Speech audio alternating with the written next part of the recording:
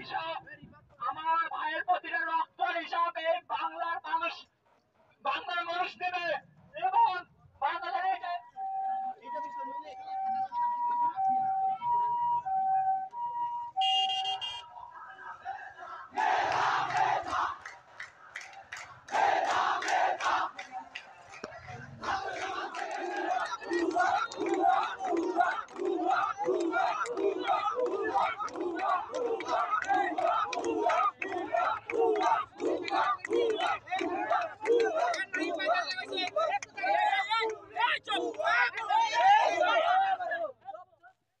আসসালামু আলাইকুম সুপ্রিয় দর্শকবৃন্দ, আশা করি সকলেই শারীরিকভাবে অনেক সুস্থ আছেন।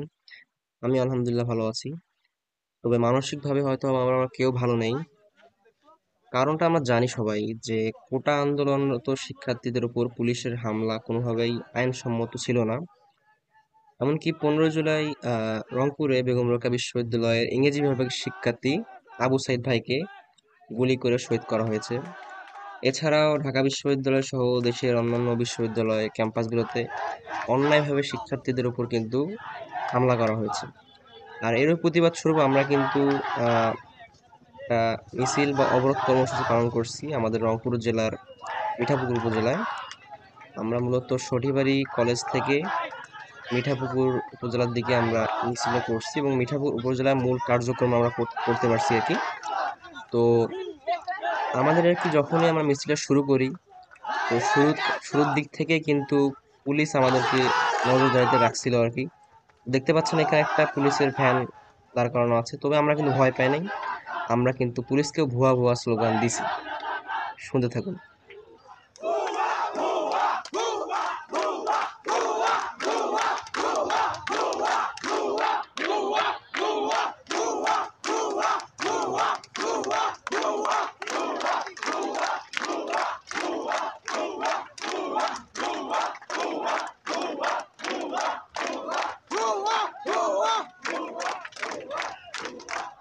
তো স্লোগান স্লোগান চলতেছে। তো আমাদের সামনে অবশ্য আমাদের আপুরা ছিল, শুধু এক কথায় অনেক আপু ছিল ওখানে, পেছনে ছেলেরা ছিল। তো এরকম সামনে মেয়ে এবং পেছনে ছেলেদেরকে নিয়ে আমরা স্লোগান দিতে দিতে মিঠাপুকুরের দিকে যাচ্ছিলাম আর কি। তো শিক্ষার্থীদের উপর যেরকম অত্যাচার চালানো হয়েছে, এই অবস্থায় কোনোভাবেই কিন্তু হাত পা ঘুরে থাকা আমাদের সম্ভব নয়, আমাদের ছাত্র সমাজের পক্ষে বিশেষ করে। তো এই কারণে আমরা কিন্তু এই অবরোধ কর্মসূচি পালন করছি। তো আমরা মিছিলটা শুরু করছি হচ্ছে আহ আমাদেরকে ডাকানো ডাকানো হয়েছিল হচ্ছে 11টার দিকে। তো আমরা সেখানে 11টার দিকে সমাবেত হই শনিবারই কলেজে। তো সেখান থেকে আমরা কিন্তু 11:30 দিকে সবাই একসাথে হয়ে আমরা রওনা হই হচ্ছে মিঠাপুকুরের দিকে। তো প্রচুর পরিমাণে ছেলেপেলে কিন্তু আমাদের সাথে যোগদান করেছিল আর কি। সকল স্তরের ছাত্র সমাজ আর কি আমাদের সাথে জয়েন করছিল। তো আমরা তাদেরকে নিয়ে পুরোপুরি 3 কিলোমিটার বেশি একটু পাড়ি দিছি আর কি, হেঁটে মিছিল করছি আমরা। তো আসলে পুলিশ আমাদের ছাত্র ভাইদের উপর যেরকম আচরণ করছে, এটা কোনোভাবে কামনা ছিল না আমাদের, ঠিক আছে? যার কারণে কিন্তু আমরা খুবই হতাশ হয়ে গেছি এই বিষয়ে, ঠিক আছে? তো পুলিশ এখনো পর্যন্ত আত্মসমর্পণ করেনি। তো যার কারণে আমরা ছাত্র সমাজ খুব উদ্বেগের ভিতরে আছে একটা। তো যখন আমরা মিঠাপুরের কাছাকাছি আসি, তো আমাদের অনেকেই ক্লান্ত হয়ে গেছিল খুবই, যার কারণে আমরা পানি খেয়ে নিয়েছিলাম, একটা পানির রেস্ট নিয়েছিলাম এই জায়গায় একটা। তো পানি খাওয়া শেষ করে আবার একটু আমার সামনের দিকে আগাইছি। তো সেখানে কিন্তু আমরা গিয়ে একেবারে মূল কর্মসূচি আমরা কিন্তু শুরু করতে পারছি মিঠাপুকুরে আর কি। তো আমাদেরকে পুলিশ সর্বদা নজরে রাখছিল, পেছনে সবসময় একটা পুলিশের ভ্যান ছিল আর কি। তো আরো সামনে আরো তারা বাধা দিবে, দেখতে থাকবেন, সমস্যা নেই। কয়েকবার তারা আসছিল আমাদের সামনে। তো তারা বারবার বলছিল যে মিছিলটা কখন বন্ধ হবে, কখন শেষ হবে কর্মসূচি। তো আমরা জাস্ট বলছিলাম যে আঙ্কেল, আমাদের দাবি যতক্ষণ আমরা করতে পারিনি ততক্ষণ আমরা এই আন্দোলন চালিয়ে যাবো আর কি। তো তোমার প্রায় মিঠাপুকুরের কাছাকাছি আসছি আর কি। একটা কথা বলে রাখি যে আমাদের এই কর্মসূচি ছিল হচ্ছে 18ই জুলাই, ঠিক আছে? আমরা হচ্ছে 17 জুলাই একটা নির্দেশনা পাই যে 18 জুলাই কমপ্লিট শাটডাউন ঘোষণা করছে। তো তো ওই ঘোষণার পরে পরেই কিন্তু নেট একেবারেই স্লো করে দেওয়া হয়। আমি রাত 10:30 নাগাদ আমি সর্বশেষ অনলাইনে ঢুকতে পারছি। তারপরে আর অনলাইনে ঢুকতে পারি নাই, কারণ তারপর থেকে নেট ডাউন করে দেওয়া হয়েছিল আর কি, সার্ভার ডাউন করে দেওয়া হয়েছে। তো যার কারণে পরে ঢুকতে পারিনি। তবেও আমরা আর কি চেষ্টা করছি 18 জুলাই এই কর্মসূচি পালন করার জন্য। তো মোটামুটি যখন আমরা মিঠাপুকুরের কাছাকাছি আসলাম, তো এখানে আবার কিছু আমরা আর কি পেছনে কিন্তু সবসময় অনেক গাড়ি কিন্তু আটকে ছিল আর কি। তো আমরা কাউকে যেতে জানি, তবে আমরা অ্যাম্বুলেন্সকে যথাসাধ্য করছি অ্যাম্বুলেন্সকে ছাড় দেওয়ার জন্য। প্রত্যেকটা অ্যাম্বুলেন্সে আমরা চেক করছি এবং অ্যাম্বুলেন্সকে ছাড় দিছি, আমরা ছাড় দিছি আর কি। তো আমরা প্রায় মিঠাপুকুরের কাছাকাছি চলে আসছি। এরপরে আমাদের আর কি সেখানে মূল কর্মসূচি শুরু হয়। মোটামুটি 4 ঘন্টা ধরে কিন্তু সেই কর্মসূচি আমরা পালন করতে পারছি আর কি। আসলে আমাদের এই আন্দোলন করার ক্ষেত্রে এটা হচ্ছে পুলিশের ভ্যান আর কি। পুলিশ সর্বদা আমাদের পিছনে পিছনে আসছিল আর কি। তো আমরা আর কি আন্দোলনটা করার মূল কারণ হচ্ছে যে আমাদের যে কোটা সংস্কার আন্দোলন, এই আন্দোলনটাকে অর্থবহ করা, ঠিক আছে। এই যে আন্দোলনটা আমরা আমাদের ভাই যে জীবন দিয়ে দিল একটা কোটা সংস্কার আন্দোলন, এই আন্দোলনটাকে আমরা আর আমাদের ভাইয়ের রক্তটাকে আমরা কোনোভাবে বৃথা যেতে দেব না, এই উদ্যোগে কিন্তু আমরা এই অবরোধ কর্মসূচি করছি। তো যদি এখন এই কোটা প্রধানমন্ত্রী নাকি 21শে জুলাই বসবেন, তো দেখা যাক কি হয়। আমরা চেষ্টা করছি এই আন্দোলনটাকে, এই কোটা সংস্কার যে আন্দোলনটা, এই কোটা সংস্কার আন্দোলনকে সফল করার জন্য। তবে আমাদের যে ভাইদের প্রাণ গেল, এই যে শুনতেছি যে ঢাকায় এখন তো নেট বন্ধ, জানা যাচ্ছে না, কিন্তু খবর তো আসেই যে কোনো ভাবে। শোনা যাচ্ছে যে অনেক এমন জায়গায় 20 জন মারা গেছে, তারপর জানতে পারছি যে 40 জন মারা গেছে। এই যে প্রাণের বিনিময়টা কি হবে? তাদের বাবা মাদেরকে আমরা কিভাবে সান্ত্বনা দিব? এটা আমাদের কিন্তু ভাষা নাই এখন। যাই হোক, কিছু করার নাই। পুলিশের অজ্ঞতার কারণে কিন্তু আমাদের ভাইদের কিন্তু প্রাণ চলে গেল। তো আমরা যখন মিঠাপুরের কাছাকাছি আসছি, মিঠাপুকুর ফ্লাইওভারের মাথায় আসছি আমরা, তো ফ্লাইওভার মাথায় এসে কিন্তু আমরা এখানে সবাই একসাথে হয়েছি এবং সেখানে এক এক মানে রাস্তার 4 লাইনের রাস্তা কিন্তু ব্লক করে ফেলছি পুরোটা। অনেক ভাই এখানে প্লাকার্ড বা কাগজে লিখে নিয়ে আসছেন যে আমার ভাইয়ের রক্ত বৃথা যেতে দেবো না। তো আমরা পুলিশের ভ্যান সহ প্রায় পিছনে অনেক গাড়ি ঘোড়া কিন্তু আটকায় দিছি আর কি। তো যেহেতু 18 জুলাই কমপ্লিট শাটডাউন ঘোষণা করা হয়েছিল, তারপরও কিন্তু অসংখ্য যানবাহন কিন্তু চলাচল করতেছিল আর কি। তো যার কারণে যানবাহনের সংখ্যা একটু বেশি হয়ে গেছে। কিন্তু পরবর্তী দিন অর্থাৎ 19শে জুলাই কিন্তু যান চলাচল একদম কিন্তু বন্ধ হয়ে গেছিল, কারণ 18 জুলাই যখন সবাই দেখছে যে এই আন্দোলনটা একেবারেই খুব সিরিয়াস একটা আন্দোলন, তখন কিন্তু সবাই বিষয়টা উপলব্ধি করতে পারছে এবং 19শে জুলাই কিন্তু আর কোনো ধরনের বেশি একটা গাড়ি দেখা যায় না। শুধু এলাকার মোটরসাইকেল কিংবা অটোগুলো আছে সেগুলো জাস্ট চলাচল করছে, কিন্তু সেগুলোকে আমরা চলাচল করতে দেইনি। তো এর মধ্যে একজন আমাদের 2জন পুলিশ কনস্টেবল আমাদের জেলে লিড দিচ্ছিল, তার সঙ্গে কথা বলতে আসছে আর কি। তো এর মাঝেও কিন্তু আমরা কিন্তু তাদেরকে ভুয়া ভুয়া বলে গালি দিচ্ছি আর কি।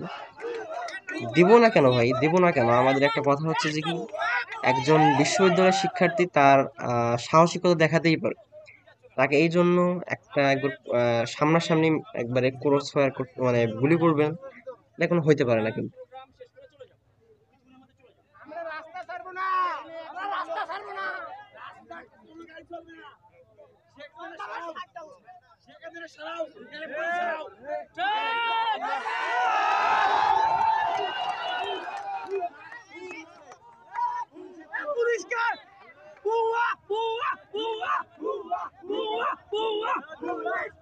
যাই হোক, পুলিশরা আমাদেরকে বোঝাতে চেষ্টা করতেছে যে আন্দোলনটাকে একটু শিথিল করার জন্য, যেমন গাড়ি ঘোড়াগুলোকে পার করে দেওয়ার জন্য, এমন কিছু বলতেছিল আর কি। তবে আমাদের ছাত্র সমাজ কোনোভাবেই এই বিষয়টা রাজি না। তারা কোনোভাবেই চাচ্ছে না যে এই সময়টাতে তারা কষ্ট করে আসছে, কোনোভাবে চাচ্ছে না এইগুলো অবরোধটাকে শিথিল করার জন্য। তো আমাদের স্লোগান ছিল আর কি, স্লোগান চলতেছিল সেই সময়টা, আমরা চেষ্টা করছি। আর আরেকটা বিষয় হচ্ছে যে আমরা কোনোভাবে কিন্তু কোনো অ্যাম্বুলেন্সকে আটকাই নেই। যে কয়টি অ্যাম্বুলেন্স আমরা পাইছি, আমরা তৎক্ষণাৎ চেষ্টা করছি সেই অ্যাম্বুলেন্সটাকে পার করে দেওয়ার জন্য। তো বিকেল বাজে 3টা, তখনও কিন্তু আমরা চেষ্টা করছি। আর আমি আর কি মোটামুটি 4 ঘন্টা কিন্তু আমরা সেখানে অবস্থান করছিলাম। 4 ঘন্টা কিন্তু ভিডিও করা সম্ভব হয়নি আর কি। এর মধ্যে আমাদের একটু নাস্তার ব্রেক ছিল, মানে একটু খাওয়া দাওয়া করছি আর কি, টুকটাক নাস্তা করছি আর কি। তো এর মাঝে আমরা রাস্তার মাঝে কিছু গাছের গুল গুল ফেলাইতে পারছি আর কি, যাতে কোনো ধরনের গাড়ি আমরা পার হতে দিতে না পারি আর কি। তো হ্যাঁ, আমরা যেটা বলছিলাম যে অ্যাম্বুলেন্সকে কোনোভাবে আমরা আটকাই নাই, কারণ জরুরি রোগী থাকতে পারে। আর পুলিশ বারবার আমাদেরকে ফোর্স করতেছিল যে কখন এই আন্দোলনটা শেষ হবে। এক কথায় উপর থেকে প্রেশার আসতেছিল, কারণ রাস্তার যে গাড়ির যে জ্যামটা বহুদূর পর্যন্ত লেগে গেছিল।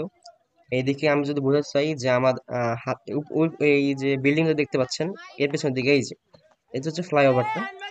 ফ্লাইওভারের ওপাশে হচ্ছে আহ রংপুর, আর আমার এই পাশে হচ্ছে ঢাকা।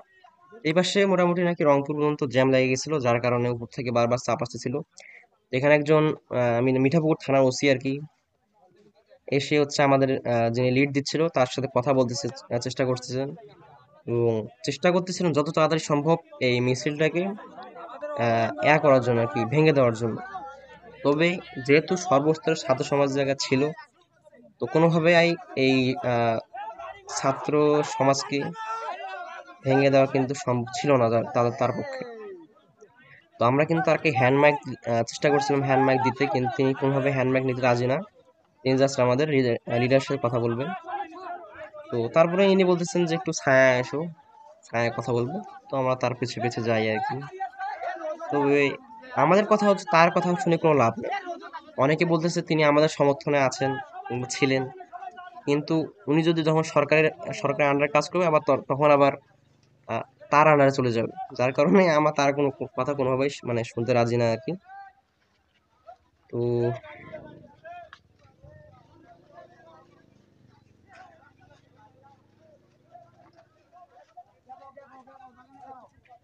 তো তিনি আর কি অনেকক্ষণ আমাদের সাথে কথা বলার চেষ্টা করতেছে আর কি, আর আমাদেরকে বোঝানোর চেষ্টা করতেছে। বাট আমরা কিন্তু এক কথায় তাদেরকে কোনোভাবেই ছাড় দিচ্ছে না।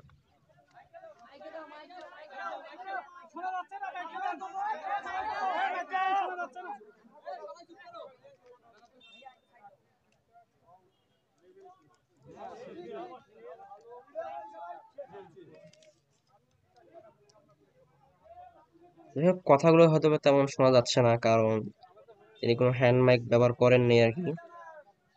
তো তিনি শুধু আমাদের মানে লিডারের সাথে কথা বলতে চাচ্ছেন আর কি। তো যাই হোক, এই পর্যন্ত ছিল আর কি, তার কথা এই পর্যন্ত শেষ হয়ে গেছে। তারপরে আমরা কিন্তু এইদিকে ব্যানার সহকারে, এমনকি আন্দোলনের প্রায় সমাপনী টানছি আর কি। আহ,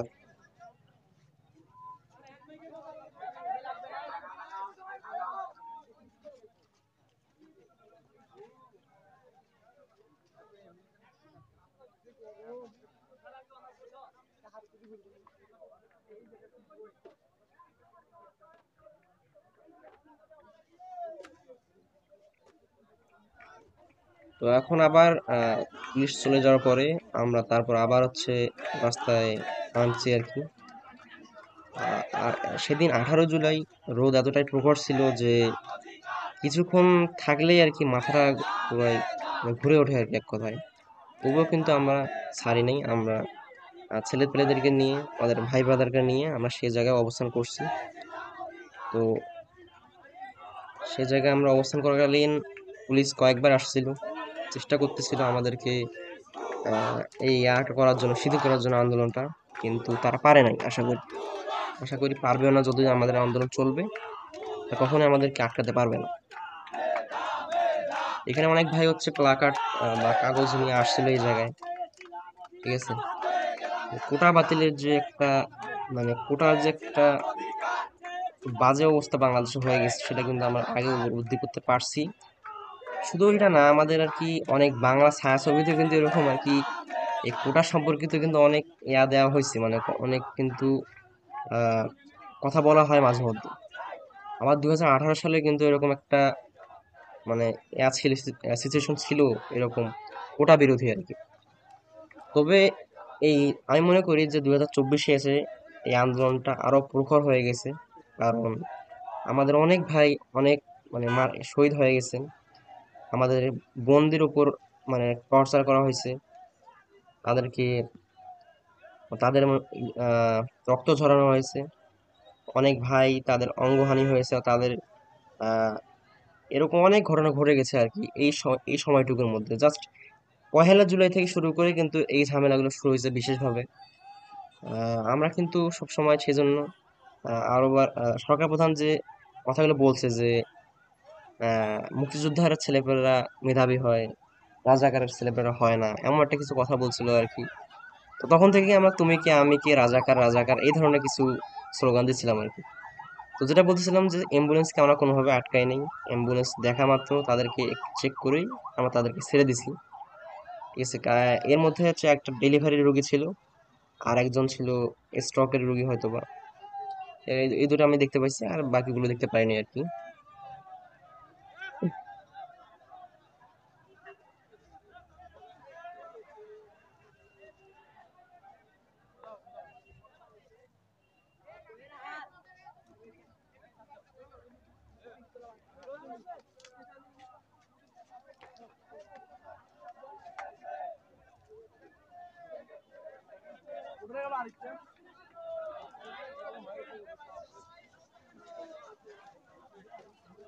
এগুলো সবগুলো একটা করে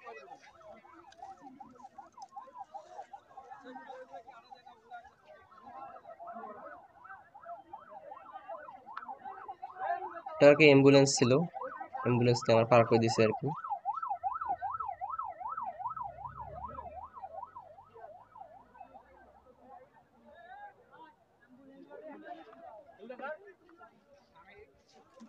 সবশেষে আর কি এখানে আমাদের যারা লিডার ছিল তারা কিছু কথা বলছে আর কি।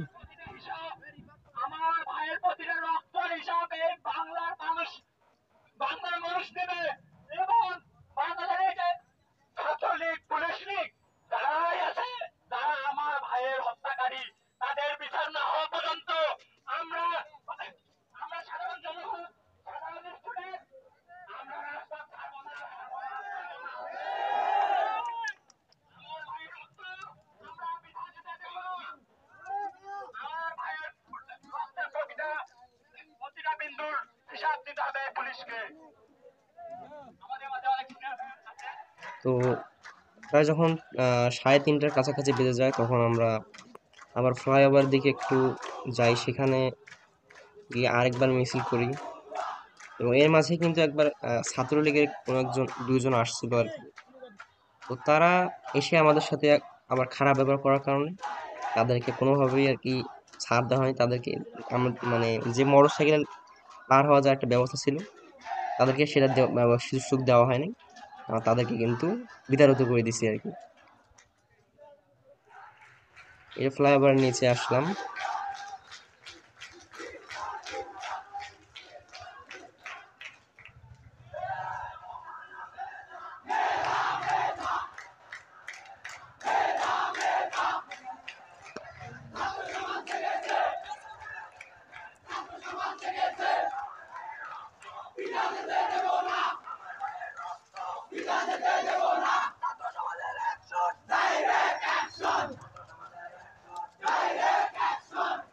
তো ছাত্রলীগ, পুলিশ এরা আমাদের সাথে, আমাদের সাধারণ শিক্ষার্থীদের সাথে কিরকম আচরণ করছে তা আপনারা খুব ভালোভাবে জানেন।